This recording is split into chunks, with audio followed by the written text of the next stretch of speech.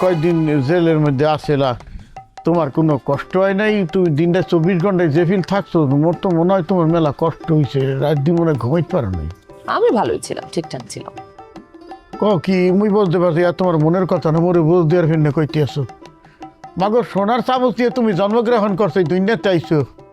মুখ তো আকাশের নিচে থাহা আর আটকা থাহা, হে কি পার্থক্য? হ্যাঁ মই বুঝি মা, মোর তো বয়স হয়েছে, লোহার একটা খাঁচা বানাইয়া হের মই তোমারে বড় সারাক্ষণ খাড়া করে রাখতো, হইতে পারে যখন ঘুমের চোখ ভাঙ্গে আইছে তখন তুমি ফ্লোরের মধ্যে শুইছো, শক্ত ফ্লোরে। মা হ্যাঁ কি কষ্ট পরে বুঝাইতে হবে না, আমি বুঝছি তুমি কত কষ্ট পাইছো।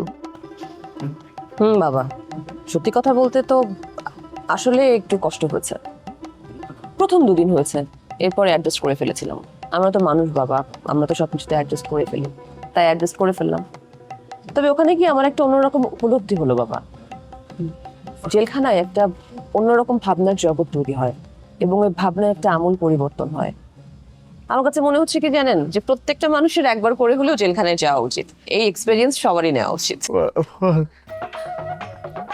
কি রে তুই হাঙ্গাটা দিন থা হোক, ওই তো লাগরি ভাই না মুই।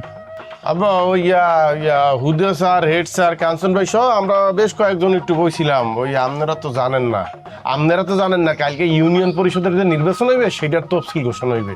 সেই জন্য আমরা ব্যাপারকে বইছিলাম যে কেডা প্রার্থী হইতে পারে এর ভিন্নি। ও তা কি চেয়ারম্যান প্রার্থী হইবে কেটা ঠিক করছো? মানে সেকেন্ড চেয়ারম্যানের ফ্যামিলি থেকে তো সেকেন্ড চেয়ারম্যান দাঁড়াবে, এটাতে কোনো সন্দেহ নেই। কিন্তু তোমাদের ভেতর থেকে কোনো প্রার্থী ঠিক হয়েছে এখনো? না, ওই আমরা প্রথম হেড স্যারের ধরছিলাম খারানের লিগিয়া, সে না কোচ করিয়া দিছে। এরপর আবার হুদে স্যারেরও ধরছি। তাই একই কথা যে আমাকে বয়স হইয়া গেছে, এমনি অসুস্থ, মোরা এই দৌড় ঝাঁপ পারবো না, এত বড় দায়িত্ব বাবা, তোমাকে ইয়ং জেনারেশন থেকে কেউ একজন প্রার্থী হও। তো কথা এই পর্যন্তই, বুঝছো? তো ডিসিশন হয় না, আমি উঠতে চলিয়েছি। উঠে চলে কেন আসলে? মানে আমার তো মনে হয় এখনই সব যত রকম ঝামেলা নিজেদের মধ্যেই তৈরি হয়। শুধু একটা জিনিস মাথায় রেখুন, নিজেদের মধ্যে যেন কোনো কোন্দল সৃষ্টি না হয়, তাহলে কিন্তু সব ধ্বংস হয়ে যাবে। কোন দল হইবে না, কোন দল হইলে আর নিরসন করার লেগে যে কমিটি হইবে সেইটার চেয়ারম্যান তুমি থাকবা, কি পারবা না কোন দল থামাইতে? অবশ্যই, আমার কোনো সমস্যা নেই, আমি থাকবো, পারবো। কিন্তু এবার বলো আসলে কে দাঁড়াচ্ছে? আর কেউ দাঁড়াইতে আছে না, কারো নাম চূড়ান্ত হয় নাই। কারণ নাম চূড়ান্ত হয় নাই? না, ওই ফিল্ডে কারো নাম চূড়ান্ত হয় নাই, ওই একটা প্রস্তাব তারা দেশে। কার নাম দিয়েছে? ওই নামটা দিয়েছে কার হে কদি? মোর নাম কয়। তো মুই একটা কথা কই। আব্বা কোয়া লাগবে না, আপনার একটা কথা ও বলা লাগবে না, জানি আপনি কি কইবেন। হ্যাঁ, ছোটবেলাতে হুইনে বড় সিনিয়া যে সেকেন্ড চেয়ারম্যান কোনো অবাস্টে যাওয়া যাইবে না, অগে বিপক্ষে কথা কওয়া যাইবে না, অগে বিপক্ষে নির্বাচন করা যাইবে না, নির্বাচন করলে ওরা মারিয়া লাগতে পারে, অথবা কোনো কেরমে যদি আবার নির্বাচিত অগে বিপক্ষে কেউ হয় তারা শান্তিতে থাকতে দেবে না, সারা জীবন ভরিয়া ষড়যন্ত্র করতেই থাকবে, বিডা হুদা করিয়া দেবে। এইয়া তো ও আপনার কষ্ট করিয়া কোয়া লাগবে না আব্বা, কি মুই এমনিই নির্বাচন করবো না সেটা আমি বললে আসছি। মুই আর মারদান এই দেশে কি অন্য একটা উদ্দেশ্য।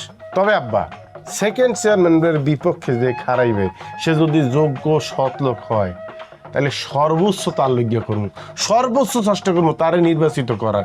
নির্বাচিত তারে করতেই হইবে, মগ স্বার্থ হইলেও করতে হইবে, অন্যায়ের বিরুদ্ধে প্রতিবাদের লজ্ঞা হইলেও করতে হইবে, ন্যায় নিষ্ঠা এই দিয়ে এস্টাবলিশ করার লজ্ঞা হইলেও করতে হইবে। কিন্তু একটু নিশ্চিত থাকে যে মুই নির্বাচন করতেছি না, অত কোনো আগ্রহ নাই এখন।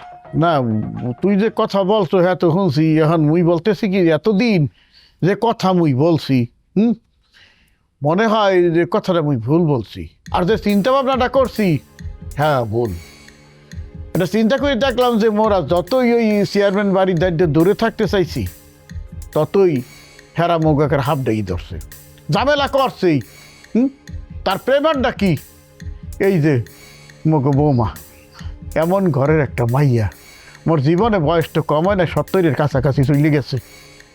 অনেক মাইয়া মানুষ আমি দেখছি, এর মতো ভালো একটা মাইয়া আমি দেখি নাই। পৃথিবীর খারাপ মানুষ লগে এর কোনো সম্পর্ক খারাপ হইবে না, কোনো ঝামেলা হইবে না, আমি বুঝতে গেছি। তারপরে এই যে চেয়ারম্যান, সেকেন্ড চেয়ারম্যান কি করছে? মোর হেই বৌমারে জেল খাটাইছে। ওরা পারে নাকি হেইয়া ক দেখি? হ্যাঁ, ওরা পারে না এমন কিছু নাই। ওরা ওই চেয়ারম্যানের পাওয়ার দেখাইতে দেখাইতে এই পর্যায়ে পৌঁছেই গেছে। ওরা মনে করে ওরা রাজা, আর এই ইউনিয়নের যত মানুষ আছে বেবাককে ফের যা ওরা মানুরে মানু বললে মনে করে না ক্ষমতা লিপসা এত দূর পর্যন্ত চলে গেছে এই লিপসা পাড়াইয়ে ভাঙতে হইবে যে ফিলি হোক এর ফিনে কইছিলাম যে বাবু ওরা ভালো মানুষে ভালো থাকতে দেবে না মন মারতার মারি যখন ভালো থাকতে দেয় নাই জেলে উঠাইছে জেলের মধ্যে হান্দাইছে ওরা কেউ ওরে ভালো থাকতে দেবে না এর প্রতিবাদ করতে হবে প্রতিবাদ মানে ওদের বিরুদ্ধে নির্বাচনে মানুষ হারাইতে হইবে ওর অনেক দিনের আশা অনেক দিনের ভরসা মনের মধ্যে লুকাই রাখছিলাম সাহস পামু বামু বললেই কিন্তু পাই নাই সাহস সে পরিবেশ জায়গা ওঠে নাই এখন জায়গা উঠছে এখন বাপ হয়ে কইতেছি তুই চেয়ারম্যানের প্রার্থী হইবি আমার এই আশাটা তুই পূর্ণ করবি তুই চেয়ারম্যান ইলেকশন করবি এই তোরে মুই বললে গেলাম আব্বা এবার আব্বা আব্বা কি কয়